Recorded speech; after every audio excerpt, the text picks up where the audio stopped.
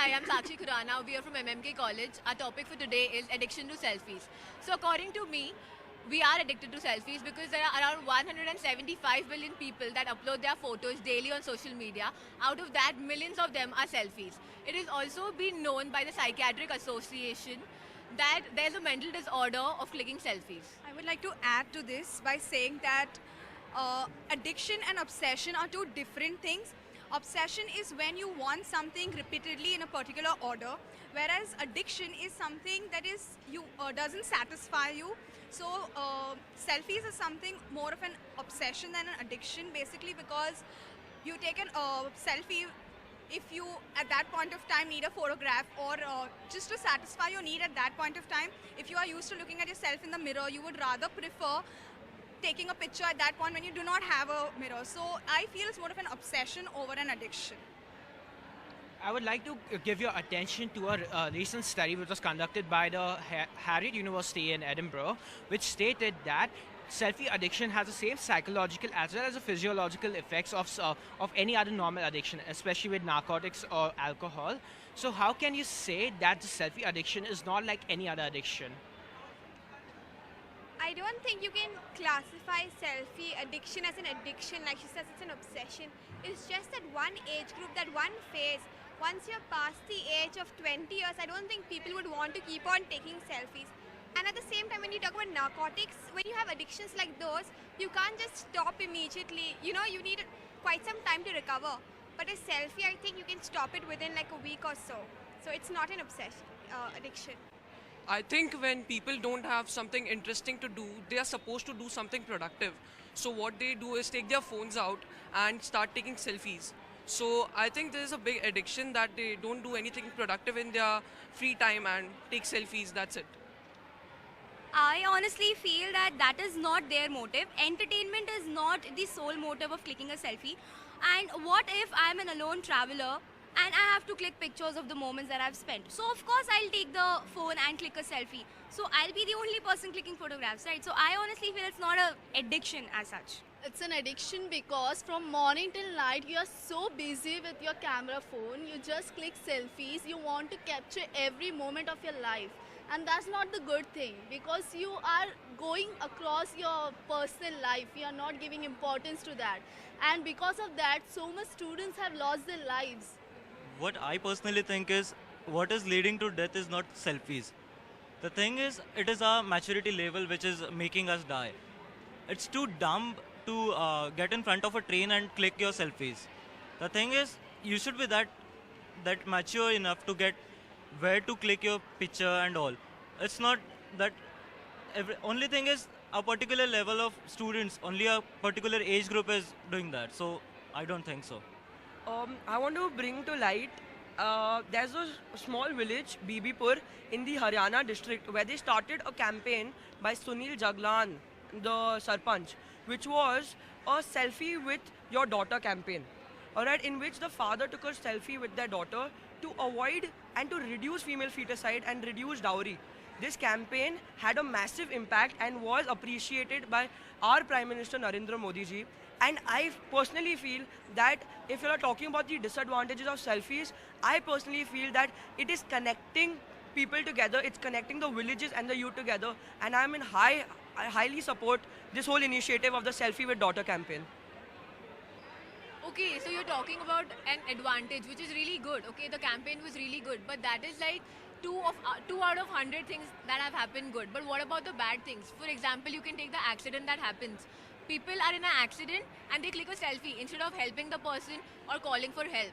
That is one thing. The other thing, let's think about the animals. The dolphin case that had happened, the dolphin had come out on the shore and people didn't push her back into the water. Instead, they were clicking selfies because of which the dolphin died. How is that even good for us? I don't think anyone would have been made aware of the case of the dolphin if it wasn't put up on Twitter.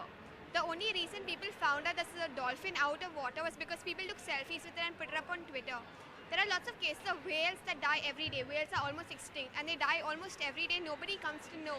And that's because nobody is there around here. At least people are made aware of the fact that such cases happen. I would like to add by saying that selfies today are a source of marketing. You look at top shows today, people are promoting their shows with this selfie trend. You have many events where people are motivated to use these selfies in a better way. So it's more of a motivation and an addition to the society rather than a addiction, which is a negative impact for the society. And like it said that people realize, but that the time people realize the dolphin was dead. So it leads to loss of life of people. I would like to say that selfies, as well are talking about leading to loss of life, you see the numbers by which the selfies have actually improved the social initiatives which have been taken. The initiative taken by the Selfie Daughter campaign, the ratio of male is to females was 1000 is to 893. But now, due to the huge success of this, it's become 1000 is to 1914. So I personally feel that we should support the selfie campaign and we should take initiative to do more digital marketing about it. And when you talk about the number of deaths that are caused, when we say addictions, we think about cigarette smoking. And every year in India, 480,000 people die because of addiction to smoking. Whereas because of selfie, it's hardly 20 people. So there's no percentage that you can say, the number of deaths being caused by selfies. Well, actually, more people have died while taking a selfie than in shark attacks. So now, obviously, selfie, and does it mean that is even one death not important for us, regardless of how many deaths? Like it was said, a lot of deaths are just statistics, but each death is important to us. Each life is important to us. So with this thing, is it fair to ascertain the less number of selfie statistics and forget about the death itself? So why aren't we you're talking about death, so why aren't we talking about the cause of the death, which was the carelessness of a person? It wasn't about how it happened, but the carelessness. If a person is coming in front of a train and clicking a selfie, that is prone to damage. They always tell you that don't cross tracks. There are staircases made. So it is because of the carelessness and the maturity of a person. Yeah, this is happening because they want more likes on the social networking side. That's the reason they are taking a selfie which can suit the background and which can get famous all around. Okay, what about Danny Bowman? The famous story.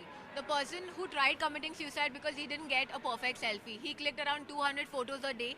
10 hours, he was clicking only photos. He got dropped out of school. He was home the whole day clicking selfies and he didn't get the perfect one. He tried committing suicide. What about that? I know Danny Bowman's case is very iconic, but when we go to that case, we'll see now he's a mental health campaigner. He brings about body positivity. He's trying to get people to know that sometimes, yes, it is an addiction. He was a case 1 out of a million people, so we can't just categorize that selfie is an addiction just because of one person.